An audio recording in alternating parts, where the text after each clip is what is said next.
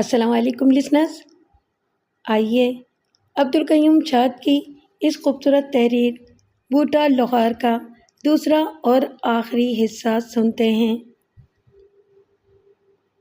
2 روز کے بعد بھتہ وصول کرنے کے دوران اس کی نظر مختار احمد نامی اس شخص پر پڑی جس نے اس پر ڈنڈا چلایا تھا۔ وہ ایک کپڑے کی دکان میں گدی پر بیٹھا ہوا تھا۔ دکان میں 2 نوکر بھی نظر آ رہے تھے۔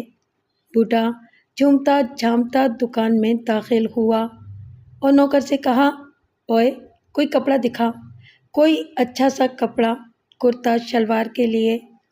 مختار احمد نے ملازم کو ہاتھ سے اشارہ کیا جس کا مطلب تھا کہ اس کو چلتا کرنے کی کوشش کرو۔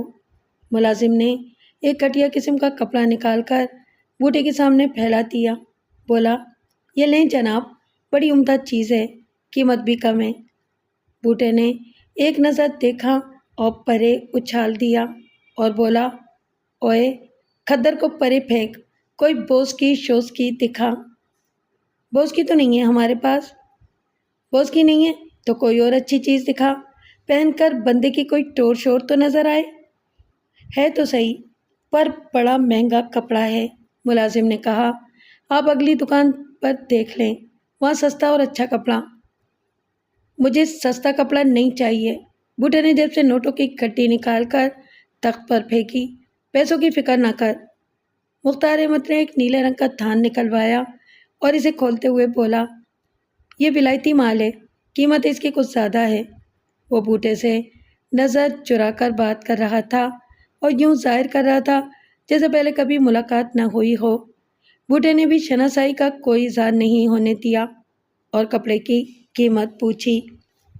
مختار نے مارکیٹ سے 10 روپے زیادہ قیمت بتائی۔ مقصد اس کا یہ تھا کہ بوٹا وہاں سے ٹل جائے۔ قیمت زیادہ معلوم ہوتی ہے۔ بوٹا کپڑے کا جائزہ لیتے ہوئے بولا، کون سے ملک کا بنا ہوا ہے؟ انگلینڈ کا ہے، مختار نے جواب دیا۔ اس کا خیال تھا کہ بوٹا ان پڑھ ہے اور لیبل نہیں پڑھ سکے گا، لیکن بوٹا لیبل پر پاکستان پڑھ چکا تھا۔ اس میں رنگ کون کون سے ہیں؟ اس نے پوچھا۔ مختار نے ریک میں لگے ہوئے تھانوں کی طرف اشارہ کرتے ہوئے کہا، یہ 7 رنگ ہیں لیکن قیمت کم نہیں ہوگی۔ بوٹے نے 4 رنگ پسند کیے اور ان میں سے ایک ایک سوٹ کا کپڑا کاٹنے کے لیے کہا۔ مختار احمد متذبذب نظر آنے لگا۔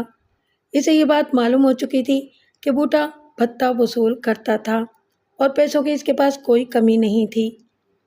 آپ ایسا کریں، اگلی دکان سے کپڑا خرید لیں، مختار نے کہا۔ اس کوالٹی کا پاکستانی کپڑا آپ کو سستا مل جائے گا۔ کیا بات ہے، یہ مال بیچنے کے لیے ہے یا دکھانے کے لیے؟ بوٹے نے کہا، مجھے یہی چیز چاہیے۔ اچھا، جیسے آپ کی مرضی۔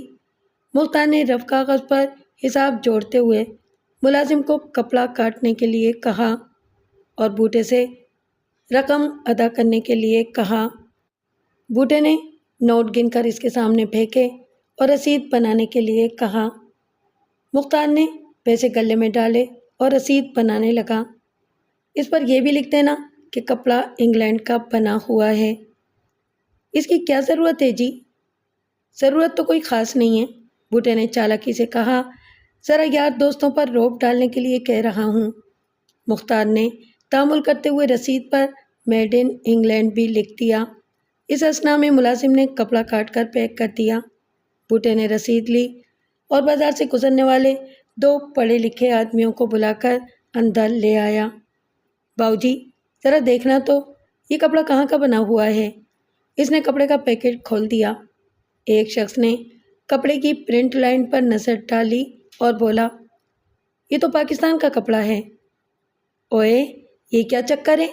بوٹے نے اچانک مختار کا گریبان پکڑ لیا۔ یہ دیسی مال ولایتی کر کے بیچتے ہو؟ ذرا پیچھے ہٹ کر بات کر بوٹے۔ مختار نے گریبان چھڑانے کی کوشش کی۔ میرا خیال ہے کہ ملازم نے غلط کپڑا کاٹ دیا ہے۔ اگر پسند نہیں ہے تو اپنے پیسے لے لو۔ پیسے تو میں ضرور واپس لوں گا، پر پہلے تجھے پولیس کے حوالے کروں گا۔ بوٹے نے مختار کو گدی سے کھینچ لیا۔ غریب گاہکوں کے ساتھ دھوکہ کرتے ہو، چلو تھانے۔ ملازموں نے مختار کو چھڑانے کی کوشش کی۔ بوٹے نے دونوں کو ایک ایک ہاتھ جما دیا۔ دونوں بلبلاتے ہوئے پیچھے ہٹ گئے۔ مختار سمجھ گیا کہ مزاحمت کرنے کا کوئی فائدہ نہیں تھا۔ اس سے غلطی ہو چکی تھی۔ اس نے کپڑے کی قیمت بھی زیادہ بتائی تھی اور رسید پر میڈ ان انگلینڈ بھی لکھ دیا تھا۔ بوٹے نے اسے چالاکی سے پھانس لیا تھا، لہٰذا مکمکا کرنا زیادہ مناسب تھا۔ بھائی بوٹے، ادھر ہی مکمکا کر لو، اس نے نرمی سے کہا۔ میں اپنی غلطی مانتا ہوں، تھانے لے جا کر کیا کرو گے؟ بوٹا بھی اس پیشکش کا منتظر تھا۔ اس نے گریبان چھوڑ دیا اور پوچھا، کیا مطلب ہے تیرا؟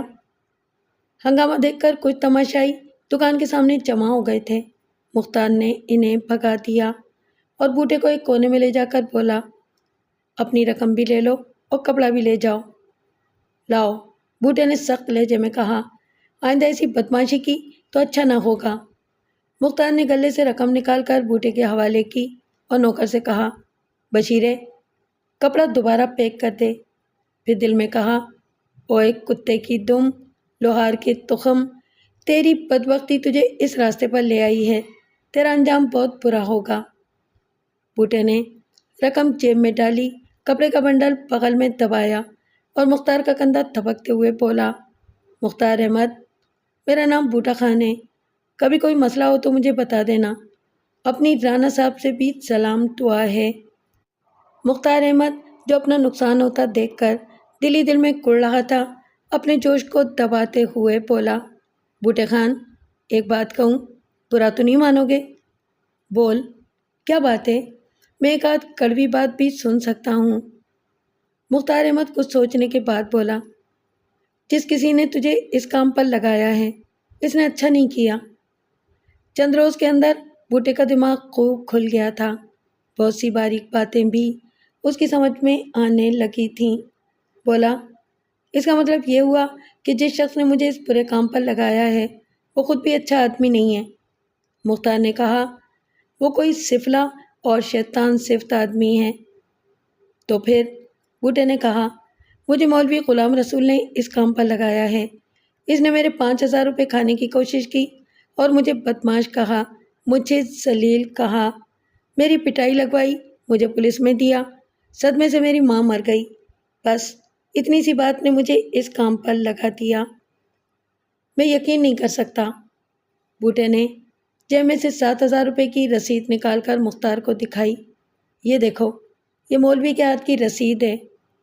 گواہوں میں اس کی اپنی بیٹی کے دستخط بھی ہیں۔ اس نے 3,000 نقد ادا کر دیے ہیں اور 7,000 جلد ادا کرنے کا وعدہ کیا ہے۔ یہ 5,000 سے 10,000 کیسے ہو گئے؟ 5,000 روپے ہر جانے اور سود کے ہیں۔ میں پھر یہی کہوں گا، یہ اچھا کام نہیں ہے۔ مختار احمد، آج کل ہر شخص اپنا گھر بننے کی فکر میں ہے، تم بھی یہی کام کر رہے ہو، میں بھی یہی کام کرتا ہوں اور سب اپنے اپنے طریقے سے کام کرتے ہیں۔ اگر میرا کام اچھا نہیں ہے تو کسی کا بھی اچھا نہیں ہے۔ اور سنو، آئندہ دیسی مال ولایتی کر کے نہ بیچنا۔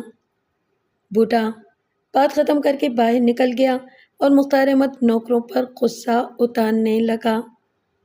چند ہفتوں کے اندر بوٹے لوہار کا پورے علاقے میں رعب بیٹھ گیا۔ تاج دین نے اس علاقے کے جیب کتروں، چوروں، چکروں اور ہسٹری شیٹروں سے ملا دیا تھا۔ ان میں سے ایک بھی طاقت میں بوٹے کا ہم پلہ نہیں تھا۔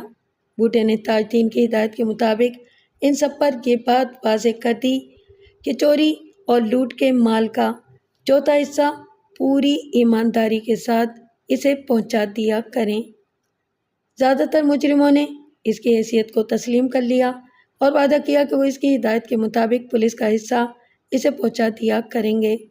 تاہم چند ایک نے اس کی بات پر تیوری بھی چڑھائی۔ ان میں سے ایک کا نام عالم گجر تھا۔ بوٹے سے پہلے وہی بھتہ وصول کرتا تھا اور پولیس رابطے کا کام کرتا تھا، لیکن کچھ عرصے سے اس نے ہیرا پھیری شروع کر دی تھی۔ وہ پولیس کو پورا حصہ نہیں پہنچاتا تھا، نیز پولیس کے حساب سے وہ کچھ اوور ایج بھی ہو گیا تھا اور اس کام کے لیے موزوں نہیں رہا تھا۔ حالانکہ اس کی عمر صرف 42 سال تھی اور بظاہر وہ خاصا قوی الجثہ شخص تھا۔ اس نے پہلے ہی دن سے بوٹے کو اپنا حریف سمجھنا شروع کر دیا۔ اسے اپنی گدی چھن جانے پر بہت افسوس ہوا تھا۔ تاج دین نے بوٹے کو سمجھا دیا تھا کہ وہ ہر اڈے پر ہفتے میں ایک چکر ضرور لگایا کرے۔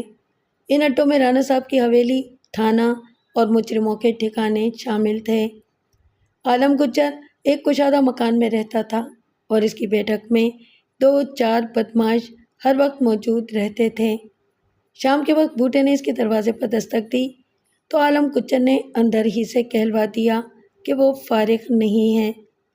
یہ پیغام سن کر بوٹے کا چہرہ غصے سے سرخ ہو گیا، لیکن وہ خاموشی سے پلٹ گیا اور سیدھا تھانے جا کر تاج دین سے بولا، عالم گجر نے آج میری بے عزتی کی ہے، اس لیے اس نے رسمی کرامات کے بعد کہا اس نے مجھے دروازے سے لوٹا دیا ہے۔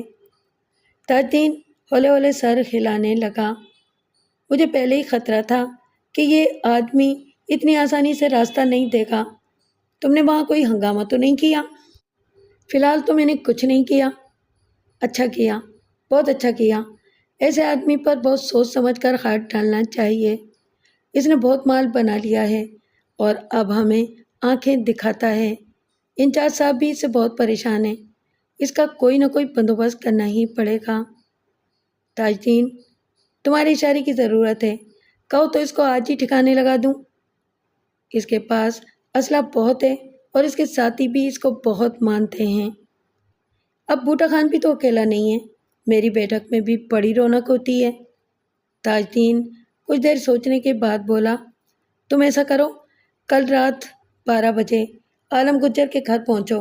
اس وقت وہ عموماً شراب پی رہا ہوتا ہے، اس کے ساتھی بھی نشے میں دھت ہوتے ہیں۔ تم 2-3 آدمی اپنے ساتھ لے جانا اور جان بوجھ کر چھیڑ چھاڑ شروع کر دینا۔ اگر وہ لوگ عقل وغیرہ دکھانے کی کوشش کریں تو ان کی اچھی طرح ٹھکائی کر دینا، لیکن پہلے ان کا اسلحہ رکھوا لینا۔ تم فکر ہی نہ کرو، میں اسلحے سے ڈرتا نہیں، ہم بھی اسلحہ ساتھ لے کر جائیں گے۔ 4 روز پہلے رانا صاحب نے مجھے ایک کلاشنکوف اور ایک ریوالور دیا ہے۔ تاج دین نے آنکھیں پھیلائیں۔ وہ کس لیے؟ پریکٹس کرنے کے لیے، بوٹے نے سادگی سے جواب دیا۔ وہ مجھ سے کوئی کام لینا چاہتے ہیں، کل ان کے ایک گوریلے کے ساتھ جنگل میں جا کر چاند ماری کرنی ہے۔ تاج دین فکر مند نظر آنے لگا۔ ایک طویل توقف کے بعد اس نے کہا، دیکھ بوٹے، ابھی تو نیا نیا اس لائن میں آیا ہے، ذرا سوچ سمجھ کر قدم اٹھانا۔ ادھر عالم گجر کے گھر اسلحہ لے کر جانے کی ضرورت نہیں ہے، وہاں کوئی خون خرابہ نہیں ہونا چاہیے، اس سے ہمارا کام مشکل ہو جاتا ہے۔ ٹھیک ہے، ہم خالی ہاتھ چلے جائیں گے۔ لڑکی سہمی ہوئی ایک کونے میں کھڑی تھی۔ اس نے عجیب قسم کے تکونے ٹاپس پہنے ہوئے تھے، اوپر زمرد کا نگینہ جڑا ہوا تھا اور نچلے دائرے میں کھوپڑی بنی ہوئی تھی۔ عالم گجر کے 2 ساتھی اسے ریلوے اسٹیشن سے اغوا کر کے لائے تھے۔ ان کا کہنا تھا کہ وہ ایک مشکوک قسم کے نوجوان کے ساتھ پلیٹ فارم کے تاریک گوشے میں بیٹھی ہوئی تھی۔ عالم گجر کے ساتھیوں نے خود کو پولیس کا آدمی ظاہر کر کے ان سے پوچھ گچھ کرنا شروع کی تو نوجوان موقع پا کر بھاگ گیا اور وہ دونوں لڑکی کو عالم گجر کے ٹھکانے پر لے آئے۔ لڑکی نے اپنا نام رضوانہ بتایا تھا اور اس سے زیادہ کچھ بتانے پر تیار نہیں تھی۔ وہ بار بار یہی کہتی تھی، مجھے جانے دو، میں شریف لڑکی ہوں، میرے گھر والے پریشان ہو رہے ہوں گے۔ اس کے ہینڈ بیگ سے زیورات، نقدی اور کپڑوں کے 3 جوڑے برآمد ہوئے تھے، جس سے اندازہ ہوتا تھا کہ وہ نوجوان کے ساتھ بھاگنے کے ارادے سے گھر سے نکلی تھی۔ عالم گجر اس وقت شراب کے چند جام چڑھا چکا تھا اور خاصا ترنگ میں تھا۔ وہ لڑکی کو رقص کے لیے کہہ رہا تھا، ڈیک پر پاپ میوزک بھی بج رہا تھا۔ استاد، یہ اس طرح ڈانس نہیں کرے گی، گجر کا ایک ساتھی کہہ رہا تھا۔ مجھے اجازت دے، میں اس کو ایسا ناچ نچاؤں گا کہ تیری طبیعت پھڑک اٹھے گی۔ اب ایک کالیے چپ کا بیٹھا رہے، گجر نے کہا، ابھی رات بہت بڑی ہے، 1-2 جام اس کے حلق سے نیچے اتریں گے تو خود ہی ناچنا شروع کر دے گی۔ وہ جام ہاتھ میں لیے ہوئے رضوانہ کی طرف بڑھا۔ تبھی دروازے پر دستک سنائی تھی۔ गुज्जर मखमूर नजरों से दरवाजे की तरफ देखते हुए बोला, ये कौन रंग में भंग डालने आ गया है? ओए चीदे, जो कोई भी है इसे भगा दे, बोल दे उस्ताद सो चुका है। चीदे ने मौसीकी की आवाज़ धीमी कर दी और दरवाज़ा खोलकर बाहर देखा। दस्तक देने वाला बूटा लोहार था। इसके साथ फीका और झूरा नामी दो बदमाश भी थे। जीदा बूटे लोहार से डरता था। इसने नर्म लहजे में कहा, उस्ताद की तबीयत कुछ ठीक नहीं है, वो सो चुका है, तुम कल सुबह आ जाना। बात ख़त्म करते ही उसने दरवाज़ा बंद करने की कोशिश की, लेकिन बूटा इसे धकेलता हुआ अंदर दाखिल हो गया। हम भी उस्ताद गुज्जर की तबीयत का पूछने आए हैं, उसने कहा और रिजवाना की तरफ देखने लगा। बल्ले भाई बल्ले, इधर तो बड़ी महफिल जमी हुई है। मालूम होता है कोई मुजरा छुजरा हो रहा है। इसी असना में फीका और छुरा भी अंदर पहुंच गए। क्या बात है बूटे? आलम गुज्जर बूटे के सामने जा ठहरा। इस वक्त क्या लेने आए हो? बूटे ने गहरी नज़रों से कमरे का जायज़ा लिया। साइड टेबल पर एक होल्स्टर रखा हुआ था। इसके अलावा कमरे में कोई हथियार नज़र नहीं आता था। जीदा और काली के पास भी कोई हथियार नहीं था। चाकू या खंजर के बारे में अंदाज़ा लगाना मुश्किल था। बूटे ने यह भी अंदाज़ा लगाया कि आलम गुज्जर थोड़ा सा नशे में था। ओए गुजरा, तू हमारे साथ सीधे मुंह बात ही नहीं करता, बूटे ने कहा और आहिस्ता से साइड टेबल की तरफ हो गया। हम तेरी खैरियत पूछने आए हैं। और ये काकी कौन है? देख बे बूटे लोहार, तेरे मेरे सितारे नहीं मिलते, तू इधर से चलता फिरता नजर आ। मैं सितारे ही मिलाने आया हूँ उस्ताद, बूटे ने कहा और नीचे से इसकी कलाई पर हाथ मारा। गुज्जर के हाथ में पकड़ा हुआ जाम उड़ता हुआ दीवार के साथ जा टकराया और टुकड़े टुकड़े हो गया। गुज्जर तेजी से रिवॉल्वर की तरफ लपका। बूटे ने उसे अड़ंगा लगाकर नीचे गिरा दिया और होल्स्टर उठाकर फीके को थमा दिया। लड़की के मुंह से चीख निकल गई। जीदा और कालिया तेजी से बूटे की तरफ लपके। बूटे ने कालिया के पेट में घुटना रसीद किया और जीदे के सर पर ऊपर से मुक्का मारा। वो दोनों कराते हुए कालीन पर ढेर हो गए। इसी असना में गुज्जर उठ चुका था। इसने मेज से शराब की बोतल उठाई और पूरी कुव्वत से बूटे के सर पर वार किया, लेकिन बूटा बर वक्त झुकाई दे गया। बोतल गुज्जर के हाथ से छूट गई और सीधी खिड़की से जा टकराई। खिड़की का शीशा एक छनाके से टूट गया, लेकिन बोतल नहीं टूटी। गुज्जर अपने वक्त का छटा हुआ बदमाश था और 42 साल की उम्र के बावजूद कमज़ोर नहीं था। इसके अलावा वो स्ट्रीट फाइटिंग में भी माहिर था।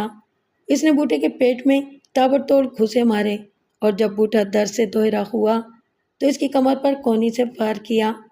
बूटा घुटनों के बल कालीन पर जा पड़ा। वो ताकतवर ज़रूर था, मगर लड़ाई के दाव पेच नहीं जानता था। गुज्जर ने इस मौके को गनीमत जाना और सेंटर टेबल उठाकर बूटे के सर पर मारने की कोशिश की। बूटे ने नीचे पड़े पड़े गुज्जर के दोनों पैर खींच लिए। गुज्जर पुश्त के बल नीचे गिरा और मेज़ इसके ऊपर गिरी। मेज़ का पाया इसकी कनपटी पर लगा, जिससे लम्हे भर के लिए इस पर सख्ता तारीख हो गया। बूटा तेजी से उठा, गुज्जर के दोनों पैर खींचकर इन्हें सोफे पर टिकाया और अपने पूरे वजन के साथ इसकी टांगों पर जा पड़ा।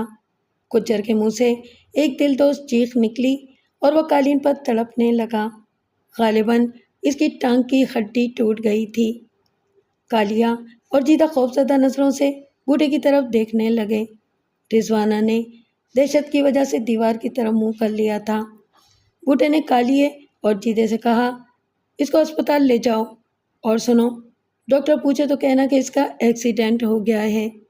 बेहतर उस्ताद, जीदे ने कहा। उस्ताद वाली बात ठीक है, बूटे ने कहा। तू भी सुन ले कालिए, आज से मैं तुम्हारा उस्ताद हूँ। अगर किसी ने अड़ी तड़ी की तो इसकी भी एक आध हड्डी तोड़ दूंगा। दोनों ने आलम गुज्जर को गाड़ी में डाला और जल्दी से अस्पताल रवाना हो गए। बूटा रिजवाना की तरफ मुतवज्जा हुआ। इसने रेशमी शलवार सूट पहन रखा था और इसकी उम्र 18-19 साल के लगभग थी। अब वो सर घुमाकर बूटे की तरफ देख रही थी اس کا منہ تھوڑا سا کھلا ہوا تھا اور 3 دانت نظر آ رہے تھے۔ بادی النظر میں وہ ایک کھلنڈری سی لڑکی تھی۔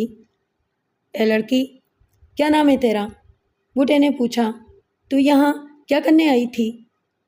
میرا نام رضوانہ ہے جی، یہ لوگ مجھے اغوا کر کے لائے تھے۔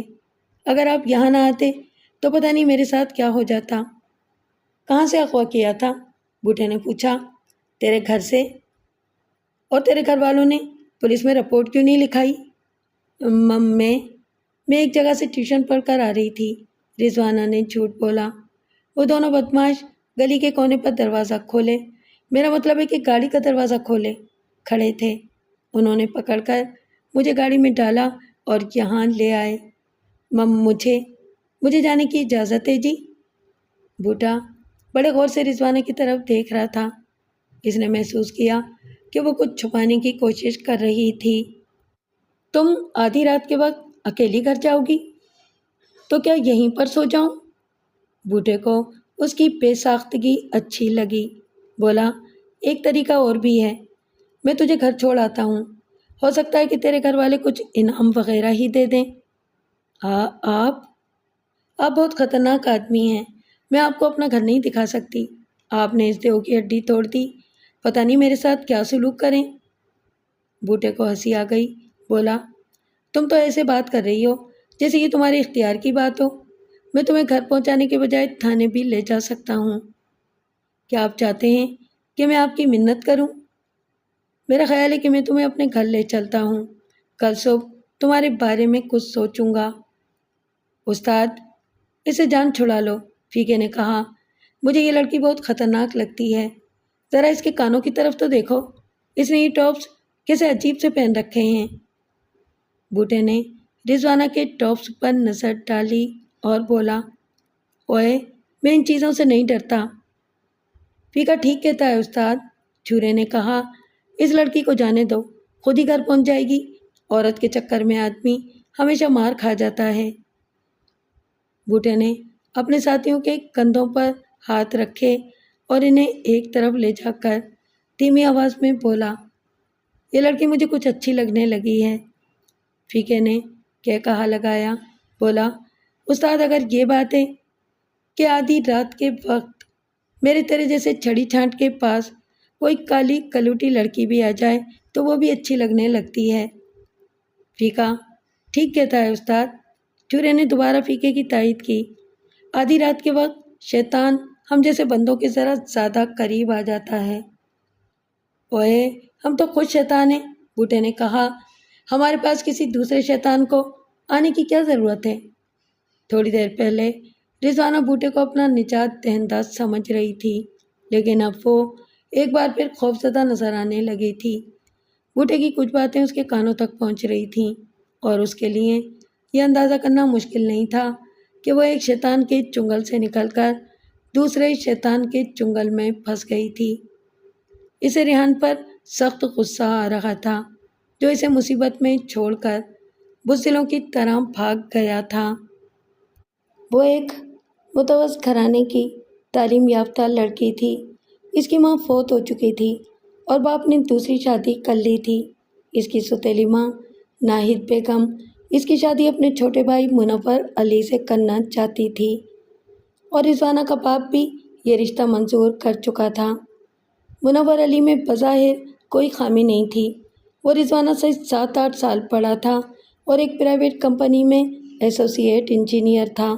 تنخواہ معقول تھی، ترقی کے روشن امکانات تھے اور شکل و صورت بھی ٹھیک ٹھاک تھی، لیکن رضوانہ کو 2 وجوہ کی بنا پر یہ رشتہ منظور نہیں تھا۔ پہلی اور بڑی وجہ یہ تھی کہ وہ اس کی سوتیلی ماں کا بھائی تھا، یعنی اس کے باپ کا سالہ تھا، اور وہ اس عجیب و غریب رشتے کے شخص کو اپنا شوہر تسلیم کرنے پر تیار نہیں تھی۔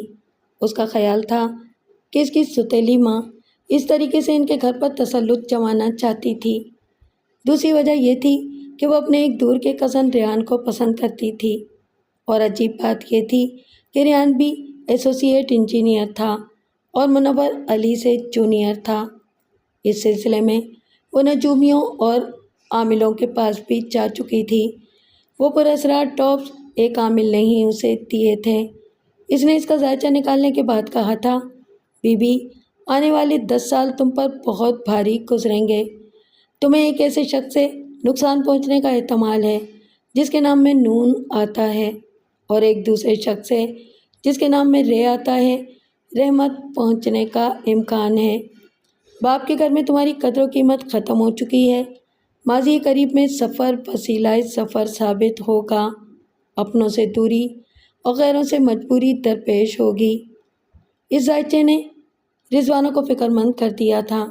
نون، اس کی سوتیلی ماں ناہید، اس کے بھائی منور علی اور ریحان تینوں کے نام میں موجود تھا۔ رے، ریحان اور منور علی دونوں کے نام میں موجود تھا، لہٰذا یہ فیصلہ کرنا مشکل تھا کہ کس سے نقصان اور کس سے راحت پہنچنے کا امکان تھا۔ سفر اور اپنوں سے دوری کے الفاظ گھر سے فرار کا اشارہ کر رہے تھے۔ انہی دنوں اس کا باپ شادی کی تاریخ طے کرنے میں مصروف تھا اور وہ ریحان سے شادی کا منصوبہ بنا رہی تھی۔ اسے یقین تھا کہ اس کے باپ کو ہنوز اس کی روپوشی کا علم نہیں ہوگا، کیونکہ وہ رات کے 10:30 بجے گھر سے نکلی تھی۔ اس وقت گھر کے تمام افراد سو چکے تھے۔ اس نے اپنا بستر پر کمبل لپیٹ کر رکھ دیا تھا اور اوپر چادر ڈال دی تھی۔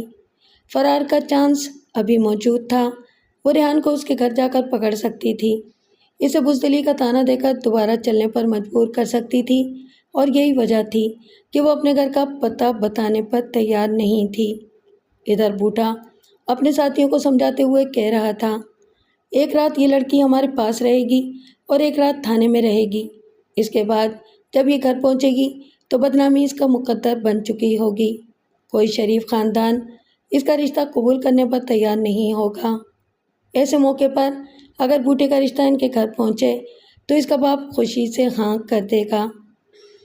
یہ تمہاری بھول ہے استاد، فیقے نے کہا، لڑکی خوبصورت ہے، یہ تمہارا رشتہ منظور نہیں کرے گی۔ اس کا تو باپ بھی منظور کرے گا۔ اپنے رانا صاحب کس دن کام آئیں گے؟ ان کی فرمائش کو کوئی نہیں ٹال سکتا۔ چھورے نے فلسفیانہ انداز میں کہا، استاد، اگر تم نے اس سے شادی کر لی تو یہ تمہیں نچا دے گی۔ خوبصورت عورت نشے کی طرح ہوتی ہے جو آرام کم اور تکلیف زیادہ دیتی ہے۔ اگر شادی کرنی ہے تو اپنے جیسی کوئی ہیوی ویٹ عورت تلاش کر لو، کوئی چولہا چوکا سنبھالنے والی۔ اوئے، تو نے تو میری غیرت کو جوش دلا دیا ہے۔ اب شادی ہوگی تو اسی سے ہوگی، پھر دیکھیں کون کسے نچاتا ہے۔ بوٹا واپس پلٹا اور رضوانہ کے پاس جا کر نرمی سے بولا، رضوانہ بی بی، یہ اغوا کا کیس ہے، اس کی پولیس میں رپورٹ درج کرانی بہت ضروری ہے۔ آج رات تم ہمارے پاس رہو، کل صبح میں تمہیں پولیس کے پاس لے چلوں گا، اور فکر نہیں کرو، تھانے میں سب اپنے یار بیلی ہیں۔ تمہارے باپ کا نام اور گھر کا پتہ کیا ہے؟ رضوانہ رونے لگی، بولی، میں اپنے گھر کا پتہ نہیں بتا سکتی، اس طرح تو میں بدنام ہو جاؤں گی۔ بوٹے نے اس کی ٹھوڑی پکڑ کر اونچی کی اور بولا، بات سن کاکی، یہ اس علاقے کے چھٹے ہوئے بدماش عالم گجر کا اڈہ ہے۔ جو لڑکی اس اڈے کے قریب سے بھی گزر جائے وہ بدنام ہو جاتی ہے، اور تم تو اس اڈے پر 5-6 گھنٹے گزار چکی ہو۔ نہیں جی، مجھے صرف 1 گھنٹہ ہوا ہے، رضوانہ نے بے خیالی میں کہا۔ بوٹے نے گھڑی پر نظر ڈالتے ہوئے کہا، صرف 1 گھنٹہ؟ اس کا مطلب ہے کہ انہوں نے تمہیں 11 بجے اغوا کیا تھا۔ اتنی رات گئے تم باہر کیا کر رہی تھیں؟ رضوانہ سے کوئی جواب نہ بن پڑا۔ بوٹے کو اس کے کپڑے اور زیورات دیکھ کر یقین ہو گیا کہ وہ گھر سے بھاگی ہوئی لڑکی تھی۔ بوٹے نے اس کے ہینڈ بیگ کی تلاشی لی، وہ سخت لہجے میں اس سے باز پوچھ کرنے لگا۔ چند منٹوں کے اندر لڑکی نے ساری کہانی اگل دی۔ بوٹے نے اسے جھوٹی تسلی دیتے ہوئے کہا، فکر نہیں کرو، سب ٹھیک ہو جائے گا، تمہاری شادی وہیں ہوگی جہاں تم چاہو گی۔ آج رات تم ہمارے پاس رہو، کل میں ریحان کو بلا کر تمہاری اس سے بات کرا دوں گا۔ رضوانہ اس کی باتوں میں آ گئی۔ بوٹا اسے اپنے گھر لے گیا اور الگ کمرے میں سلا دیا۔ رضوانہ کے باپ کا نام اختر حسین تھا، وہ ایک معمولی درجے کا کاروباری شخص تھا۔ اسے صبح کے وقت بیٹی کے فرار کا پتہ چلا۔ اس نے اپنی بیوی سے مشورہ کرنے کے بعد فیصلہ کیا کہ رضوانہ کے فرار کے معاملے میں خاموشی اختیار کرنا زیادہ مناسب تھا۔ ادھر بوٹے نے تاج الدین کو رضوانہ کی پوری کہانی سنائی اور اپنی خواہش بھی بتائی۔ تاج الدین نے تھانے دار سے مشورہ کیا۔ تھانے دار نے 2 آدمی بھیج کر ریحان کو تھانے بلا لیا۔ ریحان 25 سال کا ایک خوش شکل نوجوان تھا۔ اسے پریشانی کی وجہ سے رات بھر نیند نہیں آئی تھی۔ صبح جب پولیس اسے گرفتار کرنے پہنچی تو اسے کوئی تعجب نہیں ہوا۔ وہ رات بھر پولیس کی آمد کی توقع کرتا رہا تھا۔ تھانے دار نے تاج الدین کو ساری بات سمجھا کر ریحان کو اس کے سپرد کر دیا۔ تاج الدین نے طے شدہ پروگرام کے مطابق پہلے تو ریحان کو تھوڑی سی پھینٹی لگائی، پھر کہا، رضوانہ کے باپ نے تیرے خلاف اغوا کی رپورٹ درج کرائی ہے، لڑکی کہاں ہے؟ رضوانہ کے بارے میں پولیس کی لا علمی نے ریحان کو پریشان کر دیا۔ اس نے فرار کی ساری کہانی سنا دی۔ بچو، تیرا بچنا مشکل نظر آتا ہے، تاج الدین نے کہا۔ لڑکی بردہ فروشوں کے خطے چڑھ گئی ہے، تجھے لمبی سزا ہو جائے گی۔ یہ سن کر ریحان کے ہاتھ پیر ٹھنڈے پڑ گئے۔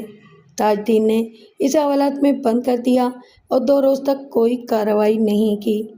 اس عرصے میں بوٹا رضوانہ کو تسلیاں بھی دیتا رہا اور دہشت زدہ بھی کرتا رہا۔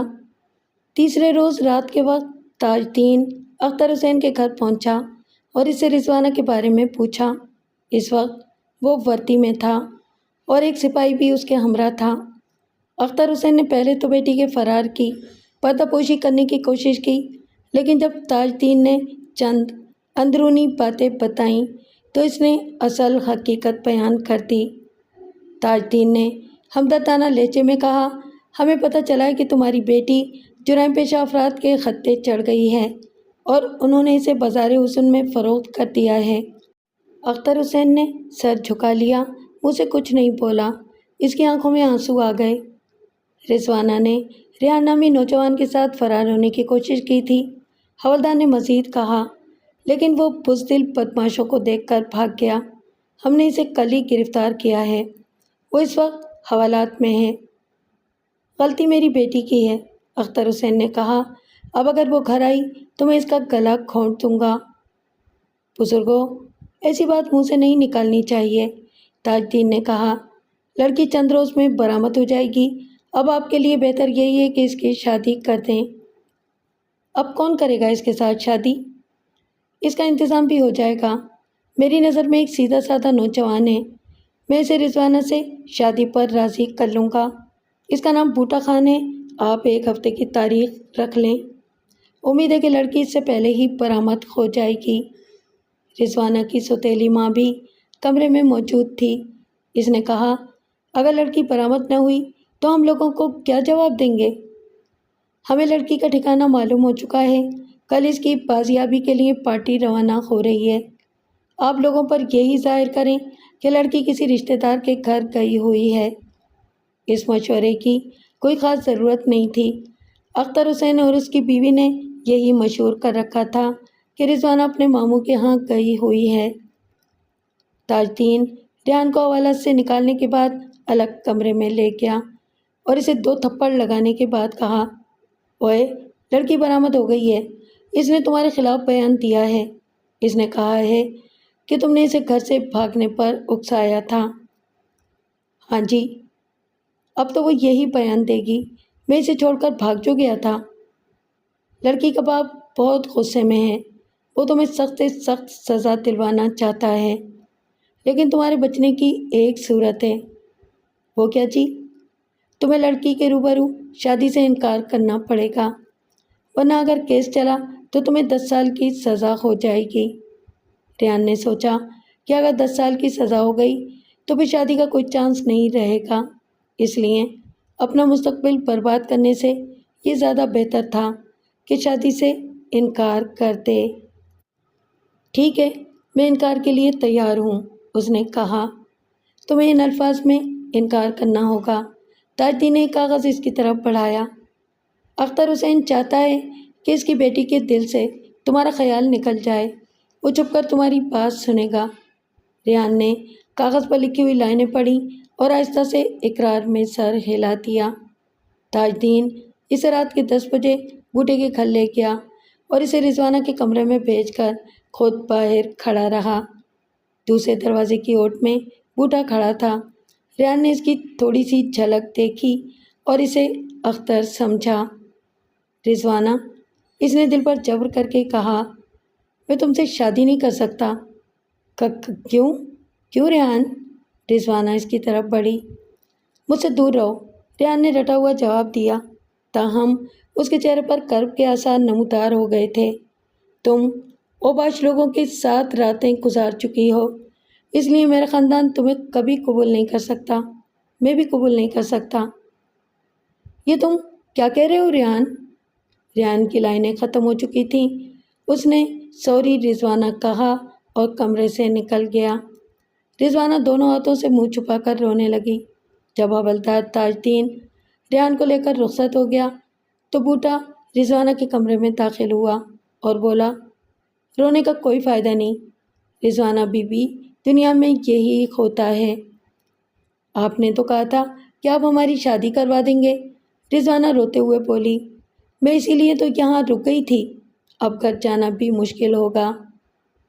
میں آج تمہارے باپ سے ملا تھا، وہ سخت غصے میں ہیں، تمہارا گلا گھونٹنے کی بات کر رہا تھا۔ میرے سمجھانے پر وہ تمہیں صرف ایک دن کے لیے گھر میں رکھنے پر راضی ہوا ہے۔ صرف ایک دن؟ اس کے بعد کیا ہوگا؟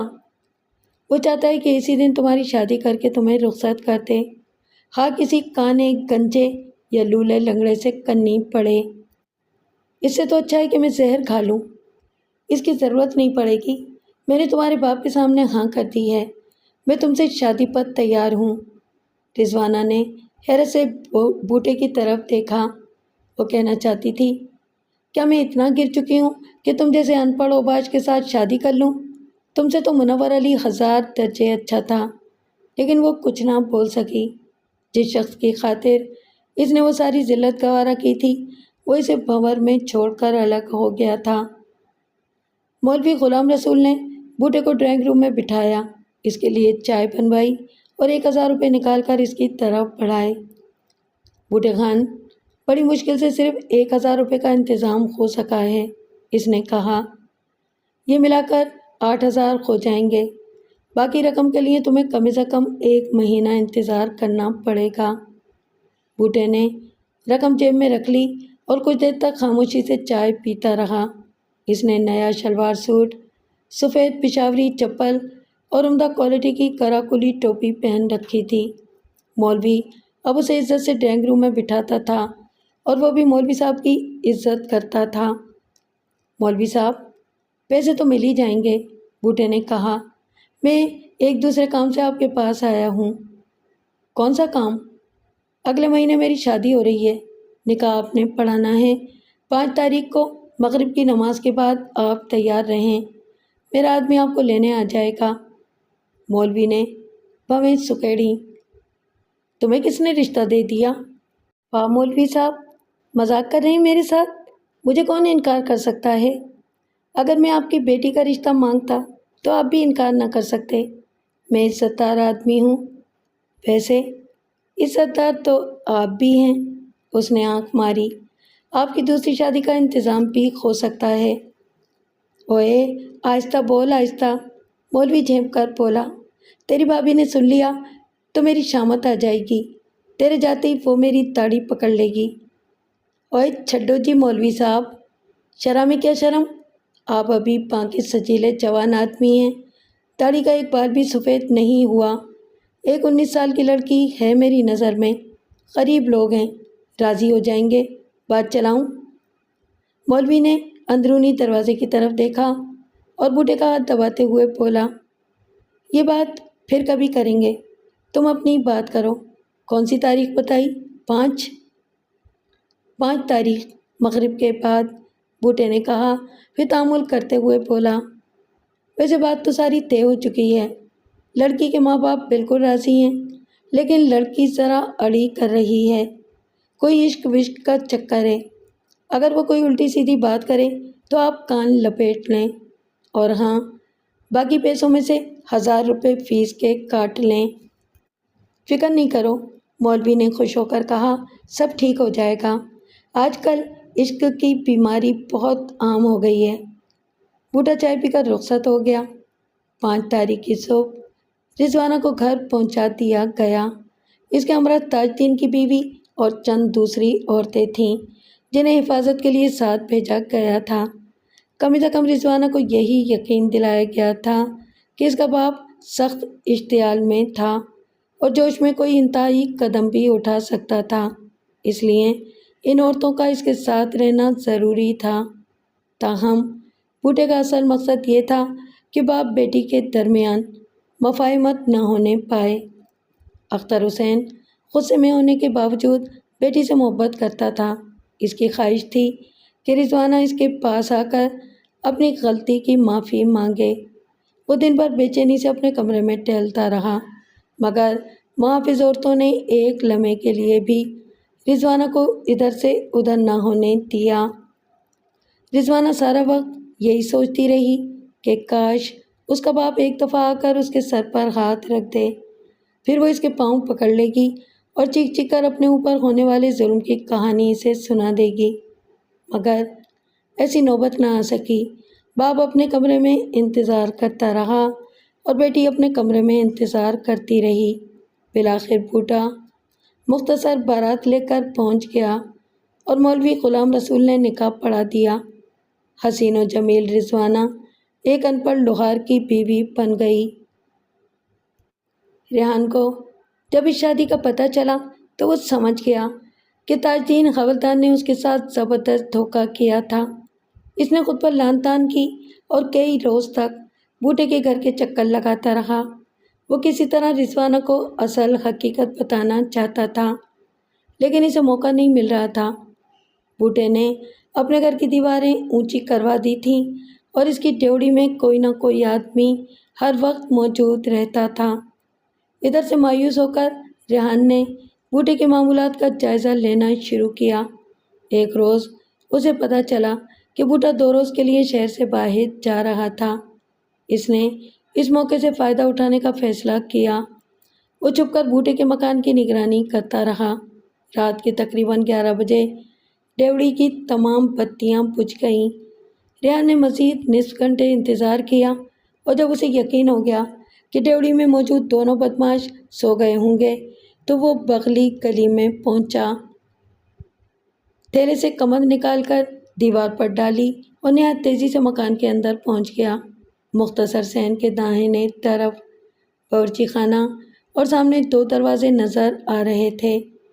دروازے نئے اور مضبوط تھے، دیواروں پر بھی نیا رنگ و روغن کیا گیا تھا۔ ریحان نے اندازے سے ایک دروازے پر ہلکی سی دستک دی اور دھیمی آواز میں کہا، رضوانہ دروازہ کھولو، میں ریحان ہوں، دروازہ کھولو۔ 3 منٹ کے بعد اندر سے چارپائی چرچرانے اور پچلنے کی آواز سنائی دی جو دروازے کے قریب پہنچ کر تھم گئی۔ رضوانہ میں ہوں ریحان، دروازہ کھولو۔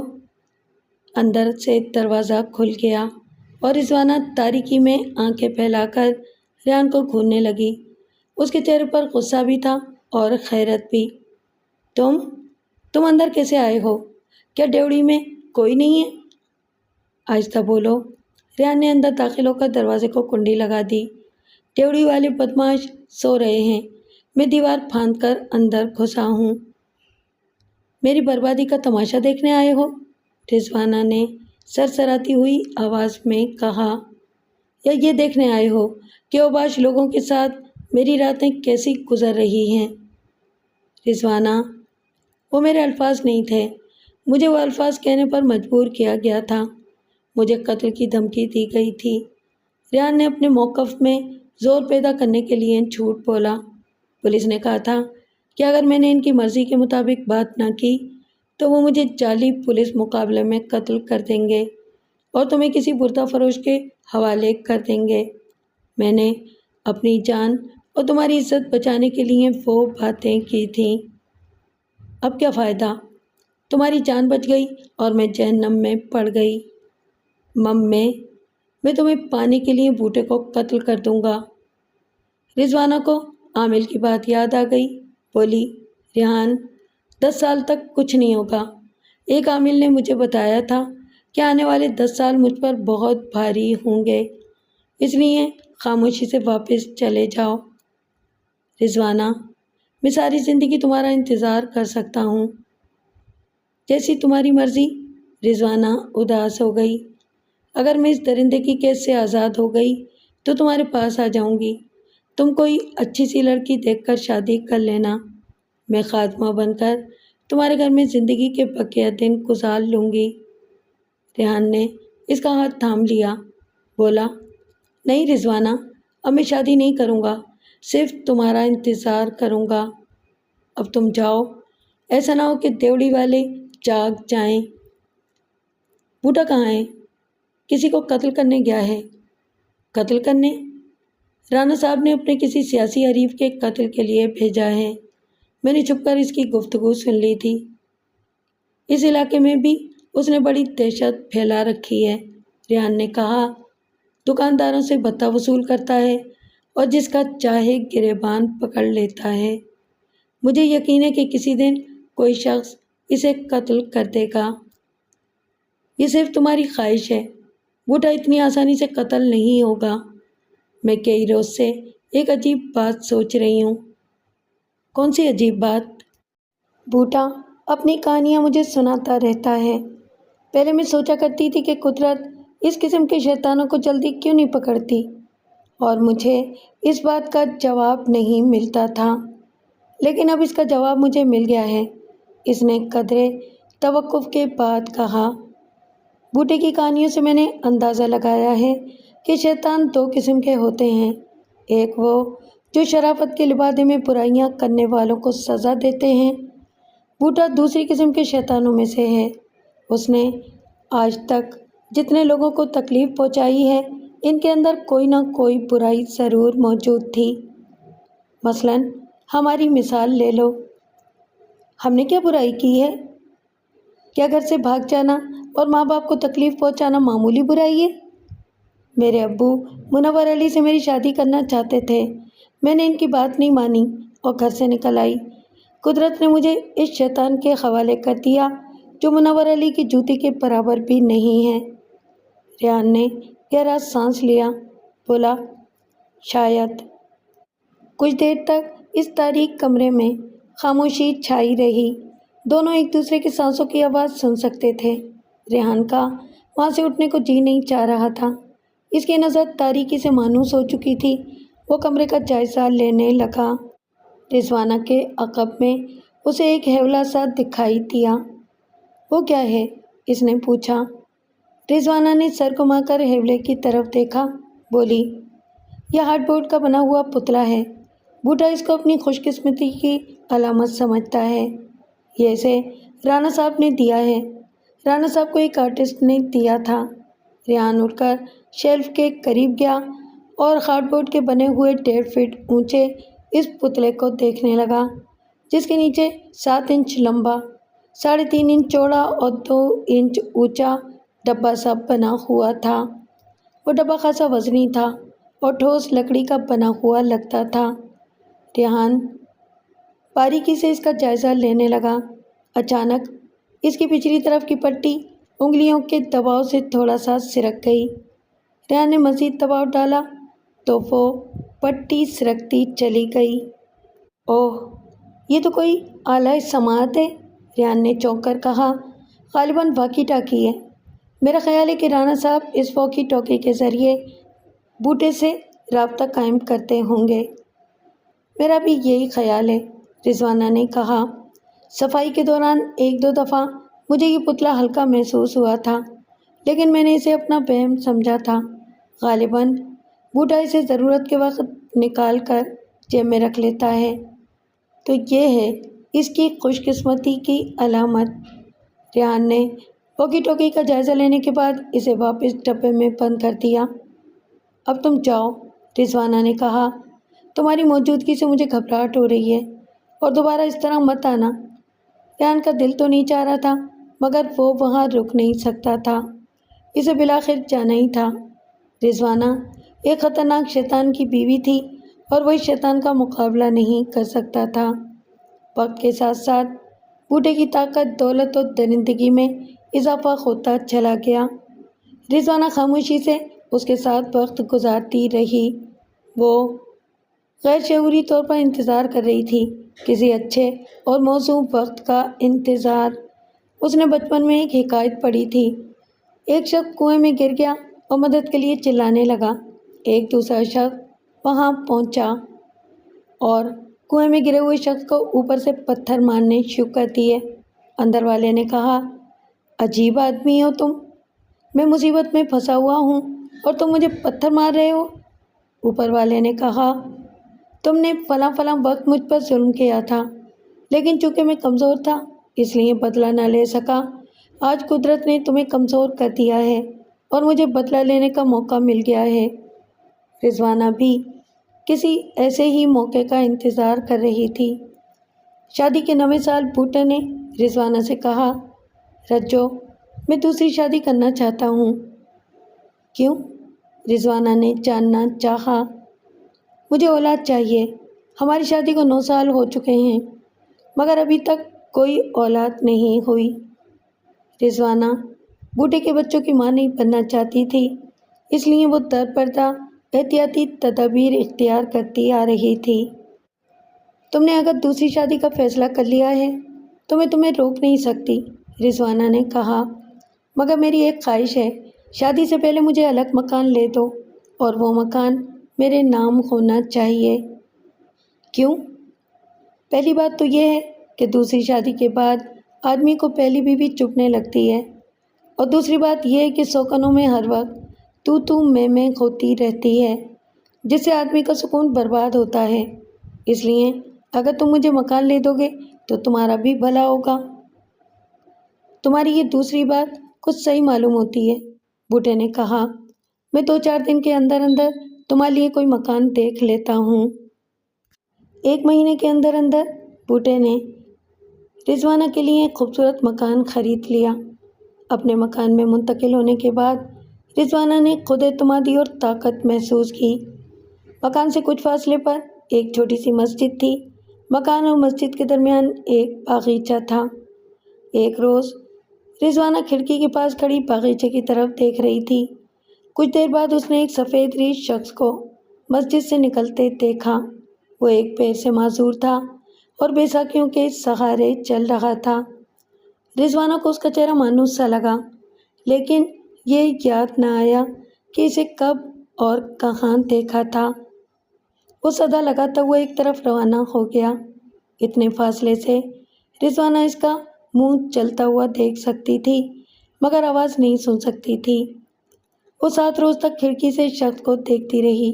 7ویں روز اس نے اسے پہچان لیا اور نئے رنگی اس زمانہ پر دنگ رہ گئی۔ وہ عالم گجر تھا، اپنے وقت کا چھٹا ہوا بدمعاش۔ رضوانہ کو وہ رات اچھی طرح یاد تھی جب وہ شراب کا جام ہاتھ میں پکڑے بری نیت سے اس کی طرف بڑھ رہا تھا۔ آج وہ سڑک پر بھیک مانگ رہا تھا۔ قدرت کا انتقام بھی عجیب ہوتا ہے۔ 8ویں روز رضوانہ چادر اوڑھ کے باغیچے میں سے ہوتی ہوئی آگے بڑھی اور مسجد کے دروازے کے سامنے لگی ہوئی باڑ کی اوٹ میں جا ٹھہری۔ کچھ دیر بعد عالم گجر بیساکھیاں ٹیکتا ہوا باہر نکلا اور یہ صدا لگائی، بھائیو، جس کا مجھ پر قرض نکلتا ہو وہ مانگ لے، زندگی کا کوئی بھروسہ نہیں۔ یہ صدا لگاتا ہوا وہ ایک طرف چل پڑا۔ رضوانہ اس کے پیچھے چلنے لگی۔ جب وہ ایک نسبتاً سنسان جگہ پر پہنچا تو رضوانہ نے پیچھے سے کہا، عالم گجر، تم نے میرا قرض ادا کرنا ہے۔ عالم گجر رک گیا اور مڑ کر رضوانہ کو دیکھنے لگا۔ بولا، بی بی، میں نے تمہیں پہچانا نہیں، مجھ پر تمہارا کتنا قرضہ واجب ہے؟ عالم گجر، وہ رات یاد کرو جب تم شراب کا جام ہاتھ میں پکڑے ایک سہمی ہوئی لڑکی کی طرف بری نیت سے بڑھ رہے تھے اور عین وقت پر ایک دوسرا شیطان وہاں آ نکلا تھا جس نے تمہاری ٹانگ کی ہڈی توڑ دی تھی۔ کچھ یاد آیا؟ عالم گجر کی آنکھوں سے آنسو بہنے لگے۔ بولا، ہاں بی بی، سب کچھ یاد آ گیا۔ میں وہ رات زندگی بھر نہیں بھول سکتا، پر میں نے تم سے کوئی قرضہ نہیں لیا تھا، نہ تمہاری کسی چیز کو ہاتھ لگایا تھا۔ تم نے اس رات بڑا قرضہ ادا کرنا ہے۔ تمہاری وجہ سے میری زندگی برباد ہوئی۔ بوٹا لوہار مجھے اپنے ٹھکانے پر لے گیا اور پولیس سے ساز باز کر کے میرے ساتھ شادی کر لی۔ میں 9 سال سے اس کی قید میں ہوں۔ اگر تمہارے آدمی مجھے نہ پکڑتے تو میں کسی شریف آدمی سے شادی کر کے عزت کی زندگی گزار رہی ہوتی۔ یہ ہے میرا تم پر قرض۔ اگر اپنی صدا میں سچے ہو تو میرا قرض ادا کرو۔ عالم گجر نے سر جھکا لیا، بولا، یہ قرض ادا کرنا میرے بس میں نہیں ہے۔ میں تمہاری زندگی کے 9 سال واپس نہیں کر سکتا۔ تم کر سکتے ہو، رضوانہ نے کہا، میرے ساتھ آؤ، میں تمہیں بتاتی ہوں کہ تم یہ قرض کس طرح ادا کر سکتے ہو۔ وہ اسے باغیچے کے ایک تنہا گوشے میں لے گئی اور قرض ادا کرنے کا طریقہ سمجھانے لگی۔ عالم گجر نے پوری توجہ سے اس کی بات سنی، پھر بولا، کیا تم ایک معذور آدمی سے مذاق کر رہی ہو؟ عالم گجر، بعض قرضے ذرا مشکل سے ادا ہوتے ہیں، اس کے لیے انسان کو اپنی جان پر کھیلنا پڑتا ہے۔ عالم گجر کچھ دیر سر جھکائے کھڑا رہا، پھر اس نے سر اٹھایا تو اس کی آنکھوں میں ایک عجیب سی چمک پائی جاتی تھی۔ ٹھیک ہے بی بی، اس نے پر یقین لہجے میں کہا، جو کچھ تم نے کہا ہے ویسا ہی ہوگا۔ بوٹے لوہار نے بہت عرصے پہلے رضوانہ کی نگرانی ختم کر دی تھی اور اب دوسری شادی کے فیصلے کے بعد بے اتنائی بھی برتنا شروع کر دی تھی۔ اس رات جب وہ گھر آیا تو رضوانہ نے بڑی سادگی سے کہا، بوٹے، مجھے طلاق دے دو۔ بوٹا باسکٹ اتارتے اتارتے رک گیا، پوچھا، مذاق کر رہی ہو؟ نہیں، میں سنجیدہ ہوں۔ میں تمہاری نظروں سے اتر چکی ہوں، اسی لیے تو تم دوسری شادی کرنا چاہتے ہو۔ بوٹے نے باسکٹ اتار کر ایک طرف پھینکی، بولا، تمہیں یہ شکایت کرنے کا کوئی حق نہیں ہے، کیونکہ تم نے پہلے ہی دن مجھے اپنی نظروں سے اتار دیا تھا۔ قدرے توقف کے بعد اس نے کہا، ویسے یہ تمہارا وہم ہے کہ تم میری نظروں سے اتر چکی ہو۔ رضوانہ نے کوئی جواب نہیں دیا۔ کھانے کے بعد وہ الماری سے بوتل اور جام نکال لائی۔ بوٹا حیرت سے اس کی طرف دیکھنے لگا، کیونکہ رضوانہ نے کبھی شراب کی بوتل کو ہاتھ نہیں لگایا تھا، بلکہ وہ اس کی شراب نوشی کے دوران کمرے سے اٹھ جاتی تھی۔ آج تمہاری باتیں مجھے حیران کر رہی ہیں، بوٹے نے کہا۔ آج میں بہت خوش ہوں، رضوانہ نے کہا، اس لیے خوش ہوں کہ تم نے مجھے طلاق نہیں دی۔ آج میں تمہیں اپنے ہاتھ سے پلاؤں گی۔ یہ سن کر بوٹا کھل اٹھا اور رضوانہ کے ہاتھ سے جام لے کر ہونٹوں سے لگا لیا۔ رضوانہ پلاتی رہی اور وہ پیتا رہا۔ رات کے 12 بجے جب بوٹا شراب کے نشے میں مست پڑا سو رہا تھا، صحن کا دروازہ کھلا اور پختہ فرش پر بیساکھیوں کی کھٹ کھٹ سنائی تھی۔ عالم گجر 9 سال پرانا قرضہ چکانے آیا تھا۔ اس کے ہاتھ میں لوہے کی وزنی راڈ تھی۔ رضوانہ نے بوٹے کے کمرے کی طرف اشارہ کیا اور صحن کا دروازہ بند کر کے دوسرے کمرے میں چلی گئی۔ عالم گجر بوٹے کے کمرے میں داخل ہوا اور بیساکھیاں ایک طرف رکھ کر فرش پر بیٹھ گیا۔ اس نے اپنے کوٹ کی جیب سے ایک مضبوط ڈوری نکالی اور اسے 3 مرتبہ بوٹے کے سینے پر سے گزار کر پلنگ کے نیچے باندھ دیا۔ پھر اس نے 2 انچ چوڑی ٹیپ نکالی اور اسے نہایت احتیاط کے ساتھ بوٹے کے منہ پر چپکا دیا۔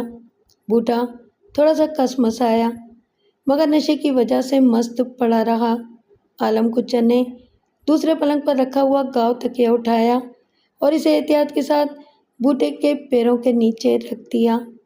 یہ سارا کام اس نے گھسٹ گھسٹ کر کیا تھا۔ پھر وہ بستر کا سہارا لیتے ہوئے اس کرسی پر بیٹھ گیا جو ٹانگوں والی سائڈ پر رکھی تھی۔ اس نے راڈ اٹھائی۔ اس کے چہرے پر سرشاری کسی کیفیت تھی۔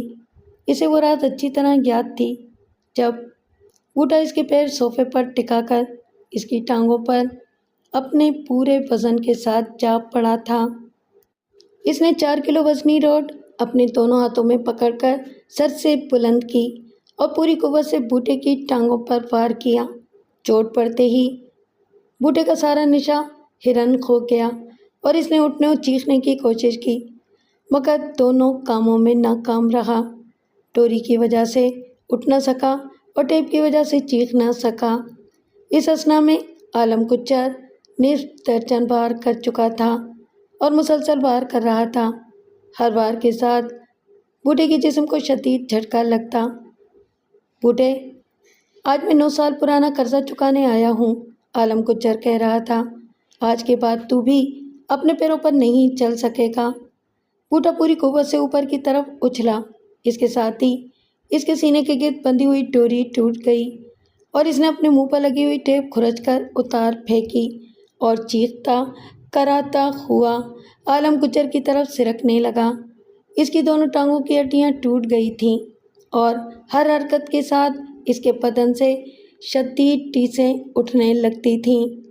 عالم گجر کا کام مکمل ہو چکا تھا۔ اس نے اپنی بیساکھیاں بغلوں میں دبائیں اور جانے لگا، لیکن بوٹے نے ہاتھ بڑھا کر اس کی بیساکھی چھین لی۔ عالم گجر لڑکھڑاتا ہوا بستر پر گرا۔